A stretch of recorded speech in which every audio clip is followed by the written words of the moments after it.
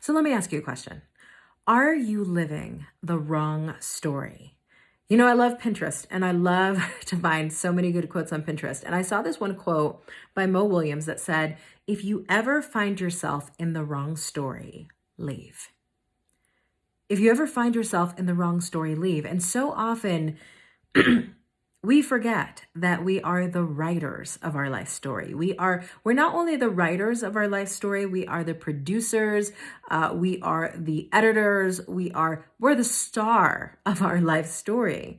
And so that quote really hit me hard because if you ever find yourself in the wrong story, leave. And it left me asking the question, why is it that when people find themselves writing the wrong story for themselves, they still refuse to leave? They get stuck in, well, this is my life and this is my lot in life and this is what I have to do and this is who I am and all of this nonsense that we tell ourselves about being stuck. You know what being stuck really boils down to? Being stuck is really about being unwilling to make a different choice. Being unwilling to see things differently, being unwilling to look for possibilities, being unwilling to do the work of digging ourselves out of a hole, being unwilling to change relationship dynamics and situations, being unwilling to look for another job, being unwilling to start a bit. The stuckness comes down to being unwilling. And so when you start to put it in that perspective, you now can take a step back and you can say, if I'm living the wrong story, I can rewrite the damn story.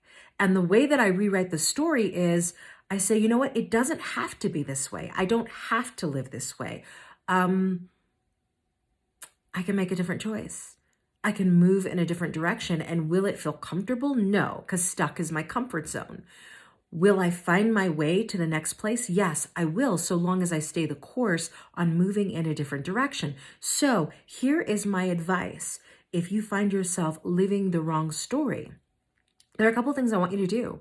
Number one, I want you to actually, in a journal with pen and paper, I want you to write yourself a brand new story. Meaning, if you were a screenwriter of your entire life and you could write whatever is happening from this moment forward till your death in the future, write the story that you actually want to live. What does it look like? How many kids do you have?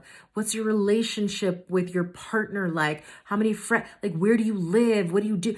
Write the story of your life in advance the way that you want it. Then that's only step one. Lots of people stop at step one and they create this beautiful story for their future and then they do nothing about it.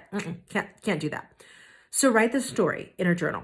Then the second thing I want you to do is I want you to read the story to yourself out loud and then ask yourself the question, okay, so what would it take to get there?